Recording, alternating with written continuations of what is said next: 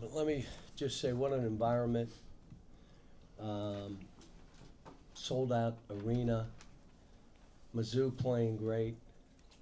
I've said this publicly now a few times. Dennis and Sean, if I were voting, that would be the two coaches of the year for what they've done throughout the year and where the team started and where they are now. Obviously, an NCAA tournament team and a team that can advance. My guess is Dennis will push them that way. But it was a game, we just really had to gut it out. And they weren't going to give us the game. We had to go take something. But a great win for my kids. Yeah, that's career win number 900 for you. I guess just. If it meant anything, do you think Darius would have been playing today? I would have played him. That stuff, when you do this a long time, that's the kind of stuff that happens if parents entrust you with their child. And I've been blessed with that. My best players, you ready? All good guys. Never had one of my best players be a jerk. Not once. One, I wouldn't recruit him that way, but they have all been great guys. So I thank them all. You know, wherever I've been, UMass, Memphis, Kentucky, now here, I've been coaching great kids and talented, like a bunch of NBA All-Stars, a couple MVPs in the NBA, Defensive Players of the Year, Rookies of the Year. Well, then you're going to win a whole lot of games. So I've been blessed. And I've had great staffs, by the way. Chin did a great job defensively today because they're hard to guard and they play different and they post up and they do some stuff. And he did a great job, including in-game stuff. And then do you have any update on Darius? Do you expect him to be available Friday or? I told him I don't know if I want to play him anymore this year. We were pretty good without him. And then obviously Malik, you've talked about wanting him to shoot more. He hits the big three in overtime. Just how nice was that to see, and how much have you seen him grow? So I called him in my room last night. I was going to bed and I said I got to call him. And I'll be honest with you, I did it as much for me as for him. I just want to make sure I'm doing everything within my power to help him. And I said, I'm not giving up on you. I'm not. And I said, but I can't do it for you. And I want to tell you a story about a kid, Chris Wilcox. You're all too young in this room to know even who I'm talking about. Okay, you know. Played in Maryland, okay? Did not play his freshman year hardly at all. Matter of fact, his sophomore year, halfway through the year, he wasn't starting and wasn't playing that much. But he had a game like Malik just had. And Maryland went on a run. You ready? And they won the national title. And he was a first-round draft pick and had a long career. I mean, I said, that could be you, but you got to go and get by stuff, play with unbelievable energy, take what you – and I told him. I said, I've had guys – they say Darius Acuff, never knew he was that good. Malik Thomas, never knew he was that good. Never knew Trevant was that good, TB. Never knew Billy Goat was that good. I never knew he was this good. I said, I want him saying it about you. That's what moves me as a coach. Never knew he was that good. You can be that guy, but I can't do it for you. So that's the talk we had last night. And we need him to be that guy. And Nick, the last game and even this game, the way Nick started and what he did, perfect. Perfect. We got two guys kind of playing off one another. You know Chris Wilcox. I do. I've seen me before, so people aren't old enough in here. Just your thoughts on Mark Mitchell, and obviously you guys wanted to contain him, but couldn't. What enabled Twice him to now. do what he does? What do you have, 20 in the first half at our place? So, I mean, and it's you say, don't let him go left. Well, then he goes right. Then he scores. And he makes free throws. And he'll rebound. I mean, he's one of those guys in this league. He should be first team all conference. I would say my guy should be player of the year, but that's because he's my guy. And would you say that about them being a tournament team? Oh, yeah. And possibly advance. How much is just his presence He part of that? How about this one? His assist to turnover ratio is one of the best on their team. So he'll pass it. He does it all. And they'll need them. And, we came in with what we did and tried to stop them. How'd we do? What do you end up with? 32? Yeah, he only had 32. He had 32. But, again, Dennis has done a great job with his team. Just has. In the back. Coach, about Malik Thomas, kind of like you were talking about Malik Ewan, what's the importance of him being able to kind of flex his muscles? And we knew he was a highly valued recruit, but what's the importance of him being able to put out a performance like that before he goes? Well, my thing to my whole team, because I got a couple guys that would like to play like Darius plays for us, but they're not that skilled. So I thought they'd come in here and have some guys go nuts.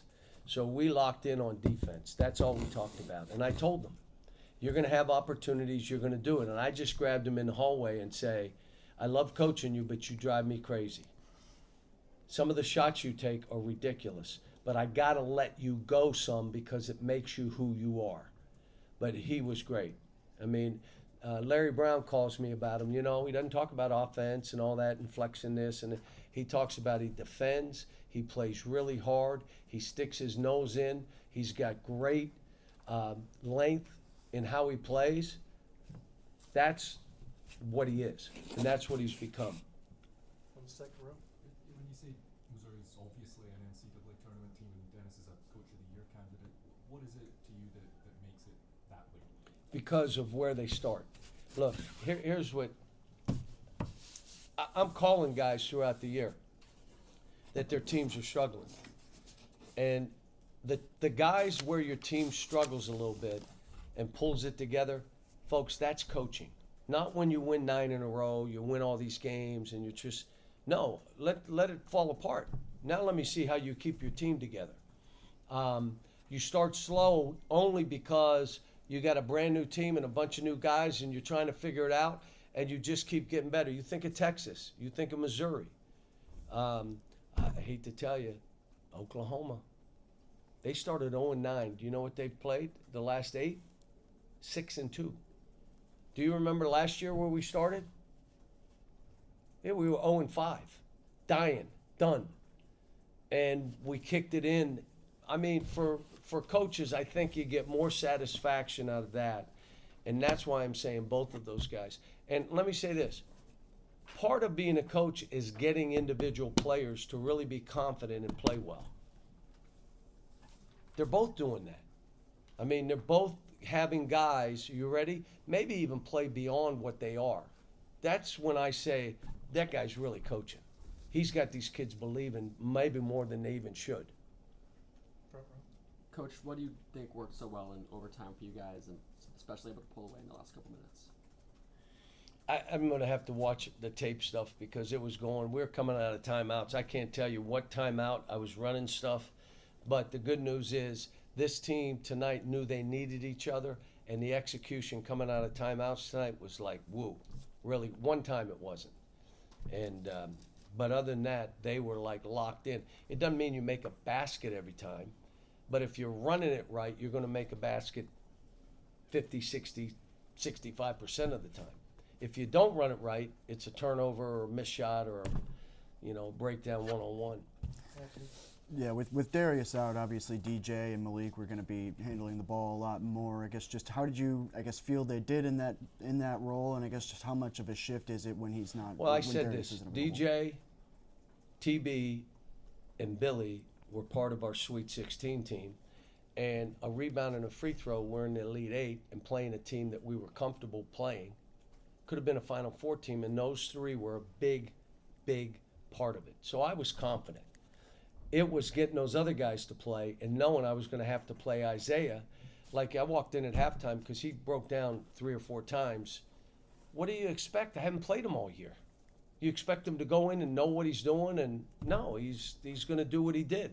But he had a great attitude about it. The guys were with him. They were tapping him and dapping him. You're fine. Just be ready to go back. But it all came down to the end was Malik Ewan. Made free throws, got 2 big rebounds, made that 3. I know he can shoot. We do 5-minute shooting drill. This kid's making 60, 70 shots. He can shoot. I just need him to play with unbelievable energy and effort. sprint the floor. Don't ever don't jog. And I tell them, do the easy stuff really hard. Sprinting doesn't take skill. Being the first to hit the block out, or leaving your feet to go after balls, or coming weak side and going and blocking, that doesn't take any skill. It's all effort, energy. And if we get him that to go with his skill, not only does that help us that his career and his life changes, but I can't do it for him. And let me tell you, folks, it's really hard. Well, can't I just do a backdoor pass and I'll do try to make a fabulous play every once in a while? No. Your way, your path is through the fire. And I'm hoping the feeling he got today from this is the feeling he chases every game. Just chase this feeling that you just had. Back right. Coach, game flow wise, this was obviously the opposite of Wednesday night. You mentioned having to grind through it. So in the run up to the conference tournament next week with the double bye, how beneficial was it to have this stern of a test to close the regular season? Well, we're taking off the rest of today. And we're taking off Sunday and probably taking off Monday and go Tuesday, Wednesday, and then travel. Whether we won or lost, that's what we were going to do. Probably try to add one or two things on both sides of the ball, and I have time to do it. We haven't, and we haven't been able to practice because we went before Texas. I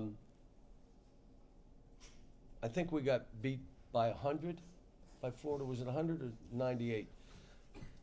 I was in the office the next morning, and I said, we got to practice. My gut said, you can't just say we're going to run through stuff and then you lose your edge. So I walked downstairs, and I'm going to my house to go grab lunch, and Darius Acuff is in the training room. And he looks at me and says, we got to start practicing, and I got to practice. And I went, wow, the kid does know. And he practiced, and all of a sudden we got our edge back, and we got to do it now. Now, do we want to go 2.5 hours? No. But even if you go an hour and 15 minutes, it's got to be some competitive stuff. It's got to be some energy stuff. It's got to be, because you get used to going half speed and think you can do it in a game.